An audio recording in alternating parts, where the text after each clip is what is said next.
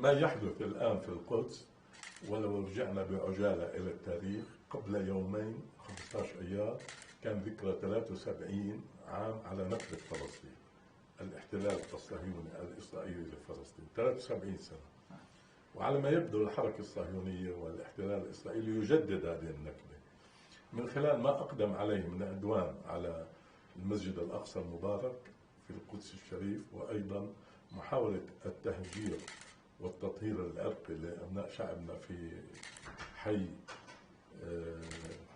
الشيخ جراح من أحياء القدس، وأيضا تحدي للمسلمين من أبناء شعبنا ومسلمين العالم بما أقدم عليه المستوطنين الصهاينة وجنود الاحتلال الإسرائيلي من تدنيس الأقصى المبارك في الأيام المباركة من شهر رمضان المبارك، وأيضا في الأيام الجليلة والكريمة من ليالي القدر، ليلة القدر.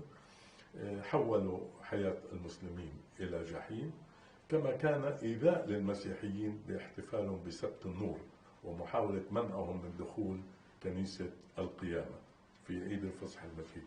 يدل أن هذا الكيان الصهيوني لا يتعامل بالتعايش مع الأديان ولا التعايش السلمي بين أبناء المجتمع.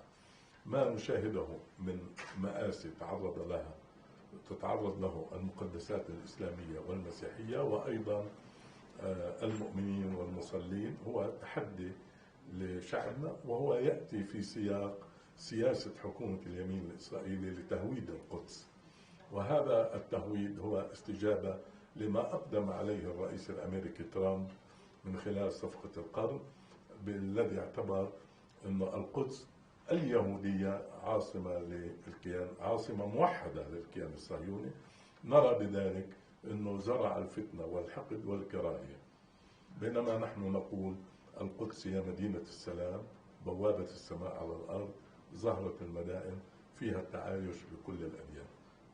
يعني احنا نطلب من الموقف العربي كدول عربية المزيد. يجب أن نخرج من دائرة التنديد والبيانات والمتابعة والمراقبة.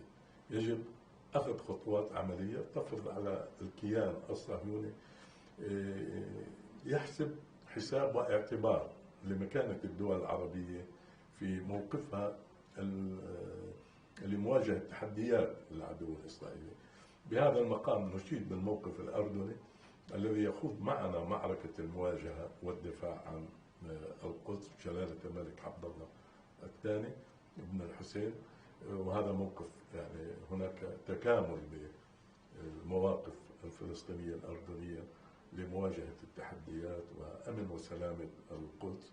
وأيضا الدول العربية الآن، المملكة العربية السعودية دعت إلى اجتماع لمجلس التعاون الإسلامي، خطوة مهمة انعقاد مجلس التعاون الإسلامي، كما تعبر عنه المواقف العربية الأخرى من مواقف استنكار وتنديد واتصالات مباشرة مع السيد الرئيس محمود عباس من رؤساء وملوك ووزراء خارجية العرب. هذا يعني نعتبر أنه سند ومؤازرة، ولكن بدنا قوة الفعل، القول المسنود بقوة الفعل لإلزام إسرائيل للتراجع عن أعمالها الإجرامية العدوانية على المقدسات الإسلامية والمسيحية وأمن وسلامة أبناء شعبنا في القدس. حقيقة تركيا دائما تمثل موقف متقدم على مستوى الدول الإسلامية الغير عربية، فكان خطوة هامة للرئيس أردوغان بأن تصدى بالبداية لصفقة القرن، بأن دعا اجتماع مؤتمر التعاون الإسلامي في تركيا بحضور فخامة الرئيس محمود عباس رئيس دولة فلسطين، وأيضا جلالة الملك عبد الله الثاني بن الحسين. وهذا كان يشكل قاعدة أساسية إسلامية لرفض صفقة القرن وإدانة ما أقدم عليه الرئيس ترامب في ذلك الوقت باعتبار القدس عاصمة لإسرائيل.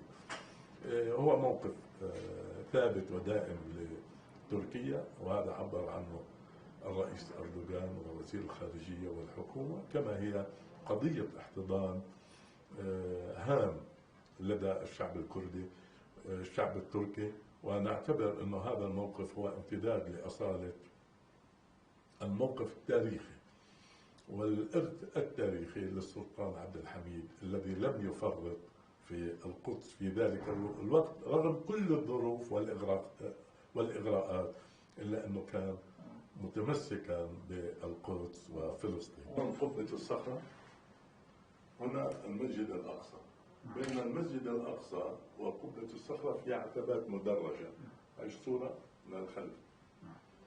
الأحداث في هذه المنطقة، ولكن هي الأحداث بكل القدس وبأحياء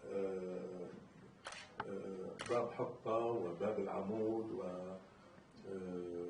والشيخ جراح، بكل أحياء القدس وشعفاط والعزارية وقلندية.